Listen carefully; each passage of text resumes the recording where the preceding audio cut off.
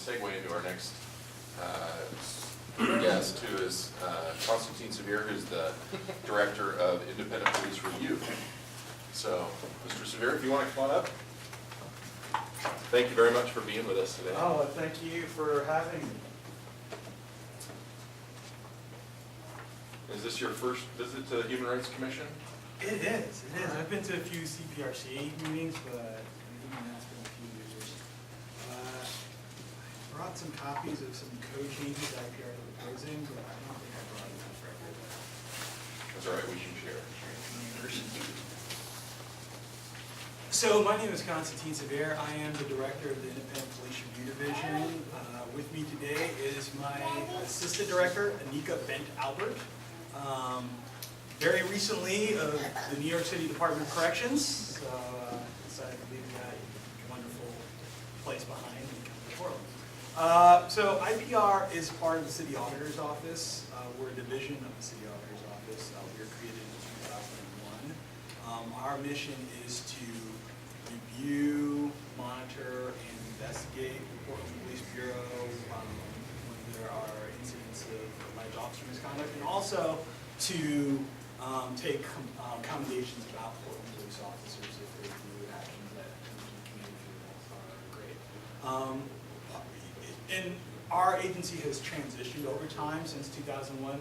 Originally, because we were part of the Auditor's Office, we were more viewed as an agency that would look at police misconduct investigations done by the Portland Police Bureau and then just kind of review them and give them the community feedback. And with Portland, folks felt that wasn't really an appropriate paradigm for police oversight. They wanted us to be more actively engaged. So as time has gone along, we've become much more involved in doing investigations, reviewing investigations. We also have an advisory board called the Citizen Review Committee, and they meet.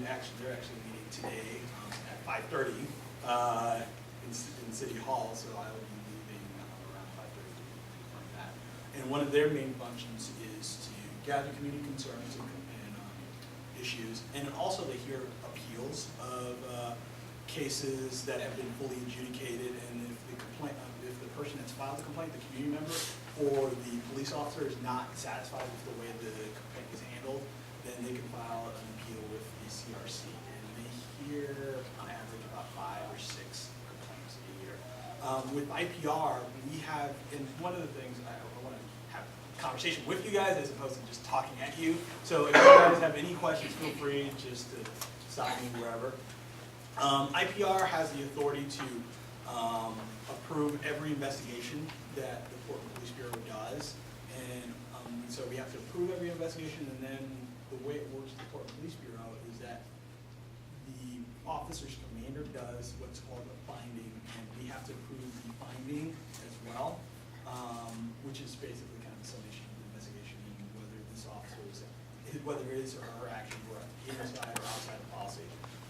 The way it works in Portland, generally with all bureaus, the bureau commissioner in charge is in charge of that bureau.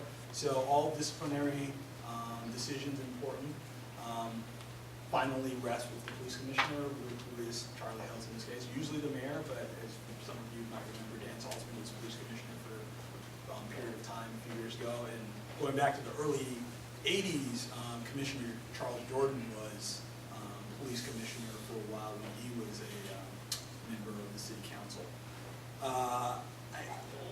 One of the things that IPR is tasked with is just monitoring the police bureau and making adjustments to our oversight system. And that's one of my goals with the code changes that we're doing right now. This is something that we're kind of working on even before the Department of Justice, or thinking about before the Department of Justice settlement agreement came down, but it's one of those things. I think there were a lot of folks in the community who felt there were issues with police accountability and police oversight that needed to be addressed, and I think the Department of Justice settlement agreement just underlines some of those concerns. One of the biggest problems with our system is that there's not a lot of transparency. Our system is an employment investigation system primarily. So with anything involving employment and the city being a governmental actor, so there's constitutional requirements of the way the city has to act. So you have to protect people's process rights, their constitutional process rights, their Oregon statutory rights, and then all collective bargaining agreements. So in the attempt to make sure that we follow all the different processes, I think over time we built a structure that community members can't really fully engage in.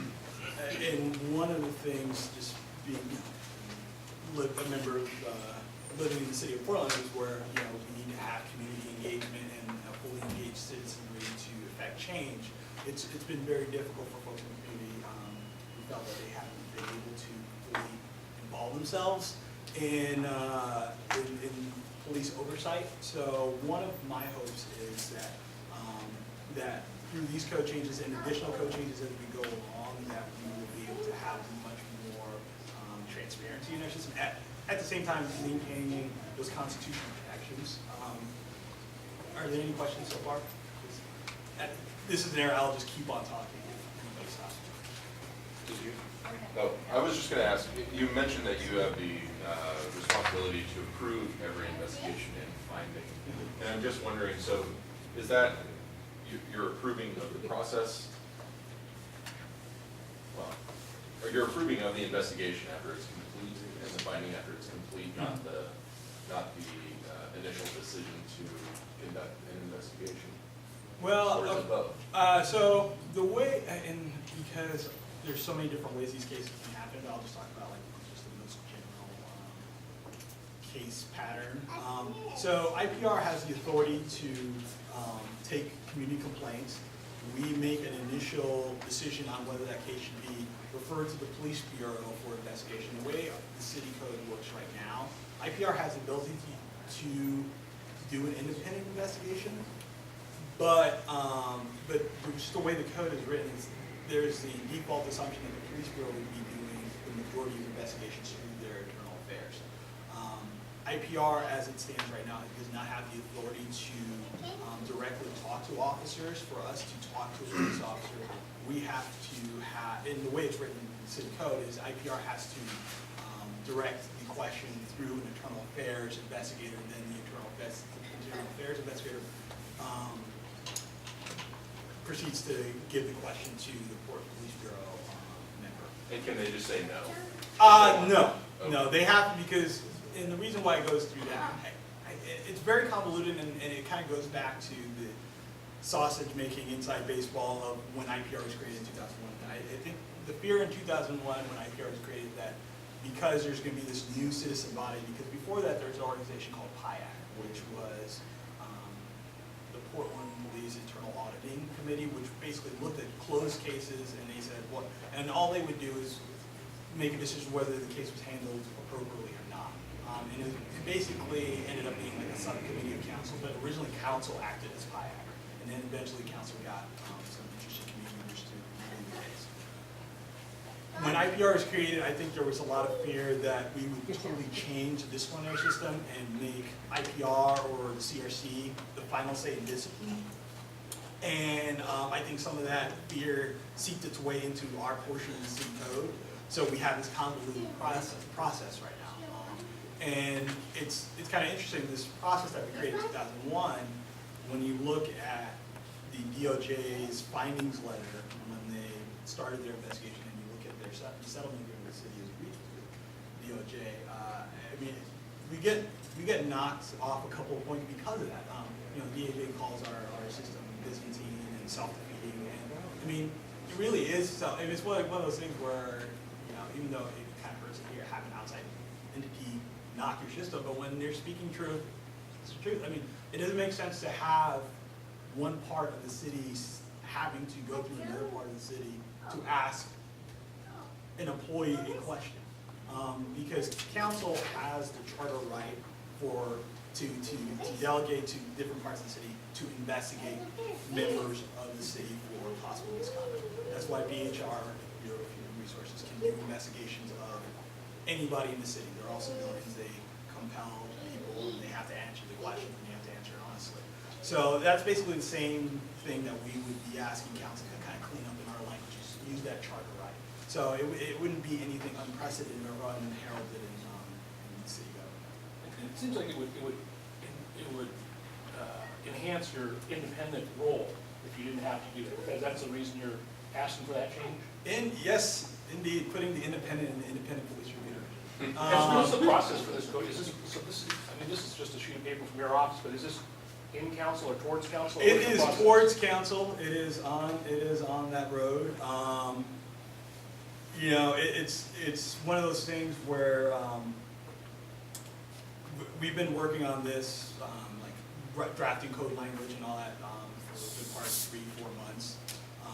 Council will have the first hearing on this on October 23rd. I anticipate there will be a second hearing and maybe even a third because of just the amount of public interest that these things usually have. We had code changes in 2010, and council had about 3 hearings on that. And during those code changes, IPR had got the ability to have subpoena power and got the ability to fully monitor the police. So, and we were able to interpret that portion of the new code to allow us the ability to go to all officer-involved shootings and in-custody deaths, to monitor the investigation from the beginning, to just see what was occurring. We go to the chief's briefing after every officer-involved shooting. We're part of the investigation. We get to sit in on the interviews, ask questions if we need to, and as normal, we have to approve the investigation if we feel the investigation was thorough, non-biased, ask all the right questions, and if we don't agree with that investigation, we can send it back. And then we have to approve the officer's, commander's findings. And then if the case goes to the police review board, which is the disciplinary board set up in the police bureau for cases facing a day or more suspension or all officer-involved shootings and custody deaths, IPR is a voting member, and that's something that happened in 2010 as well. There are 2 civilian members of this police review board and 3 police bureau members. There's a peer officer member, there's the officer's commander, and then the officer's assistant chief. So Assistant Chief O'Day, like a street officer, since he's in charge of operations, he'd be the assistant chief that would go to those So is that the body then that would settle if you had a disagreement about either a recommendation or a finding? So let's say you disagree with one of the reviews or the findings. If there's PRB then? Exactly.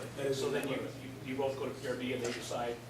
PRB would, and you know, that's an interesting kind of like crux, because PRB would make that decision, but within our system, the chief of police commissioner, they're the final say. So everything's like recommended.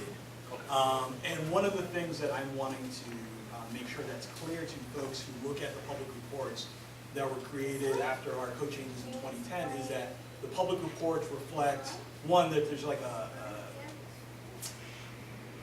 it's kind of lined out exactly what's supposed to be in the public report, and then additionally, that what comes out of the PRB is listed in the public report, and also what is the chief's proposed findings, and what is actually the final discipline imposed on that officer. Because sometimes that can change, and right now, when the public reports come out, you just have what the police review board recommended, and that can be different.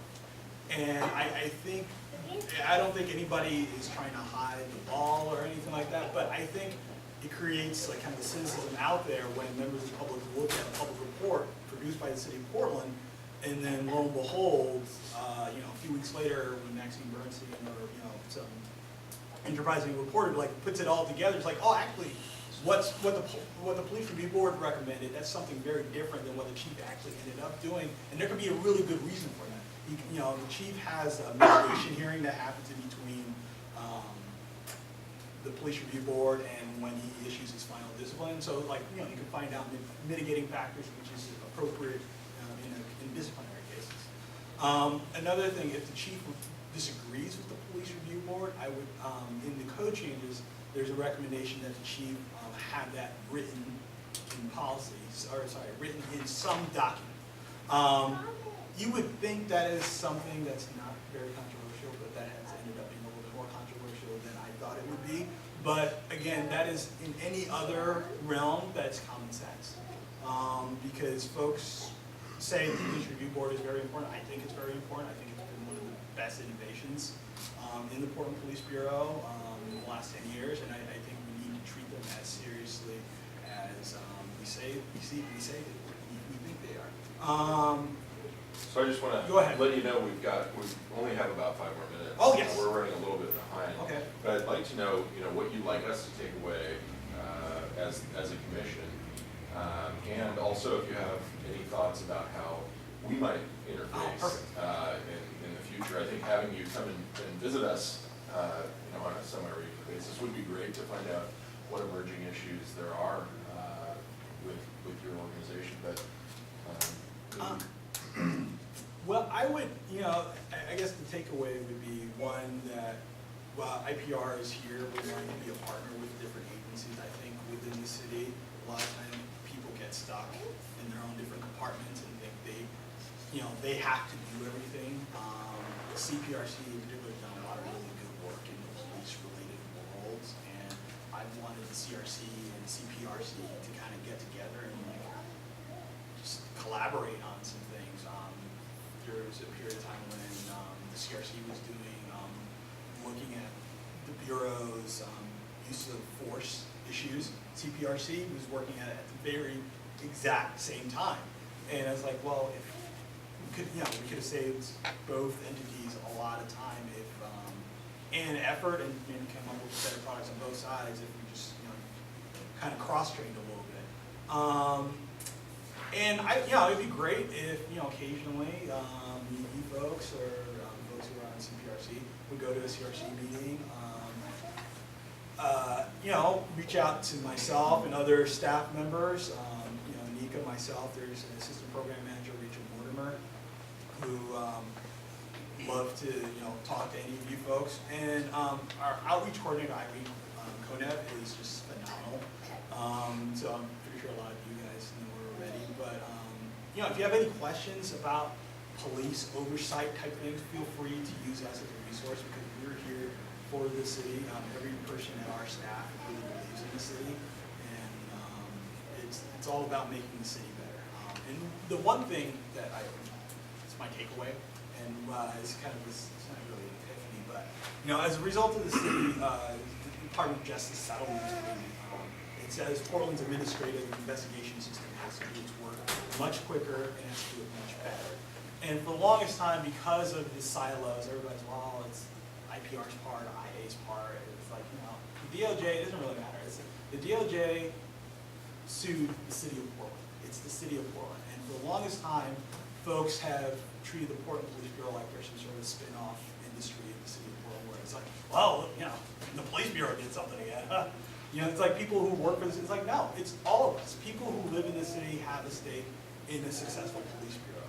I'm a former criminal defense attorney. I believe police officers, there are times when they have to arrest people or they have to use force, but we want them to do it in a manner that's constitutional and within the ethics and the values of our community. And the only way we're able to do that as a community and hold them accountable and hold the city accountable for not doing what it's supposed to do is if the community members are engaged and if they have the knowledge. And I'm trying to do my part to make sure that the community has at least the knowledge base, because I don't think we've done a good job of that historically in the city. So you folks, talking to you folks, and you folks talking back to me and the CRC hopefully will help in doing that. So that would be basically using my last 5 minutes. Yes, sir. There was a case recently where you guys recommended a termination of an officer and you're didn't agree with it, or the chief didn't agree with it.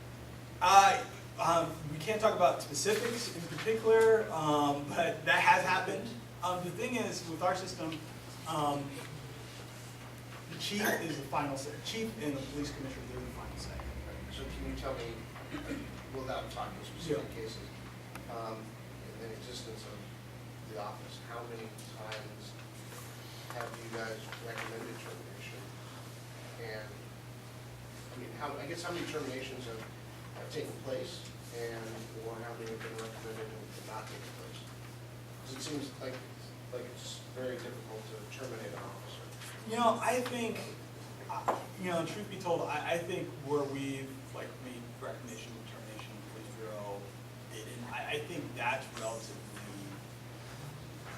I only talk in the last year because I don't have encyclopedic knowledge of all the different iterations. But I I could think of 2 occasions last year where either, particularly during the police review board stage, or in subsequent press, IPR recommended, it came out that IPR recommended termination, and the police board made a different decision. So that's one. The other part of it is that it is very difficult to terminate a police officer because of all of the different procedures you have to go through. That said, I think sometimes we've lost those terminations. Like, so the city says, okay, this officer needs to be terminated. The officer files a grievance, and it goes in front of the arbitrator. And so a lot of times we've lost because the city hasn't followed its own policies. So for us to be able to hold people accountable, we have to be accountable to ourselves. We have to have a policy that's clear, that somebody from the outside, that's like not city, not union, says, okay, this is what your policy is. This is what you trained your employee to. And, okay, it's documented, you trained your employee to this, and okay, fine, you guys decide to fire him, okay, let him go. And unfortunately, the city hasn't done a great job of doing that historically. When you look at the arbitration games and all those in public record, it's embarrassing, actually, frankly. Just the level of incompetence just throughout the city that allows some of these officers that should have been terminated to have the job back because the city didn't do a good job. The city didn't prove this case. So, do I have enough time for another one? I have one. We can go briefly to Ashley. We Okay. have someone else we need. Yeah, I don't want Ashley, go ahead. It has to do with your request for our action or how we can partner, and you gave us some really good takeaways about how we can collaborate with Yeah. PHRC. I'm just curious, the 2013 proposed police accountability reforms that you passed out, I haven't been tracking this, and I apologize if I'm way off here. No. But is there anything that you might be looking to the Human Rights Commission to do to endorse support or consider what you're working on, or? I didn't want to presume the Human Rights Commission's endorsement or try to seek that, because I wanted to come here as just a partner, either like right now or just in the future. But if you guys take a look at this, a lot of this information is on our website. Look at the proposals. In probably the next week or so, I'm going to be releasing the code language that we've been working on. So if I'll send it to Mr. Sully, and you can send it to the group. And if you guys feel this is something that you feel strongly about or you want to support, I would welcome that. Thanks. And in the process of us reviewing that and conferring likely with the community about that, and we want to make suggestions to that, is there space for that at this point, or is it way too late in the game? So these are my code provisions, what I've been working on. If there are ideas out there, I can't say IPR has a monopoly on police accountability in Portland. So the code changes that I'm proposing, they're not the end of proposed code changes. We're going to have to go to council probably in 2014 with some additional changes that are in the DOJ agreement, but because the DOJ agreement is not implemented yet, we're going to wait on some of those, particularly that affect the CRC. So there's the 2014 opportunity. But, I'm quite open to hearing any, particularly the feedback with you guys, because you guys have a pretty strong skill set on a lot of these related issues. So, I'm definitely not a gatekeeper. So, I'm bringing this to council, and my hope, particularly with police accountability in 2010, it ended up being a little bit of a struggle to get those passed. And what I'm trying to do is have something that 5 members of council will keep in front of it for. I'm not really interested in like a 3-2 really divisive type issue. There's some issues that I wish I could have put in here, but I don't, at least at this point, I don't think those are unanimous. Because I think for police accountability, just because of the difficult space it's in, it's something that really needs to be a strong unanimous place. Okay. Thank you for. And I'm sure we'll have lots more questions for you, and we'll get in touch. Yeah, feel free to reach out to me. Yeah, thank you so much. Thank you very much.